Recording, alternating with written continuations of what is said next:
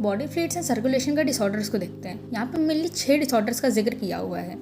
एक हाइपरटेंशन, दूसरा coronary artery disease जिसको हम लोग एथेरोस्क्लेरोसिस भी बोलते हैं, तीसरा होता है एंजाइना जो कि होता है एंजाइना पेक्टोरिस भी उसको बोला जाता है, और बाकी जो 3 है वो हार्ट से रिलेटेड है जो कि है हार्ट फेलियर या फिर congestive heart failure, cardiac arrest और हार्ट अटैक।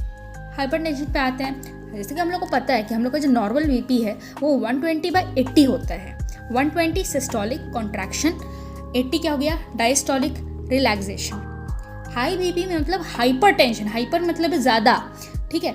इसमें क्या हो जाएगा, यहाँ पे आपका बीपी बढ़ जाएगा, मतलब 140/90 होगा। वहाँ पे वॉल पे बहुत ज़्यादा प्रेशर लगेगा जिसकी वजह से हम लोग का वॉल फट सकता है और ये कुछ ऑर्गन्स को डैमेज कर देगा, जैसे कि हार्ट हो गया, ब्रेन हो गया, किडनी को डैमेज कर देगा। दूसरा आते हैं कोरोनरी आर्टरी डिजीज़ पे। इसका मेनली सी से कोरोनरी, सी से कोलेस्ट्रॉल, ये याद रखो। यहाँ पे क्या होता है कि जो वेसल्स ब्लड सप्लाई करता है मसल्स ऑफ हार्ट को, वहाँ पे कैल्शियम, फैट, कोलेस्ट्रॉल इसका डिकम्पोजिशन हो जाता है जिसकी वजह से ल्यूमेन थिन होता है, और ल्यूमेन थिन होगा तो ब्लड अच्छे से फ्लो कर नहीं पाएगा, और जब नहीं कर पाएगा अच्छे से फ्लो तब वो हार्ट के पास जाएगा कैसे। फिर उसके बाद आता है एंजाइना। एंजाइना का जो ना है उससे याद रखो नो, मतलब no enough O2 supply to heart muscles, ठीक है। और यहाँ पे जब O2 सप्लाई अच्छा से होता नहीं है तो अक्यूट चेस्ट पेन होता है, इसका सिम्टम है।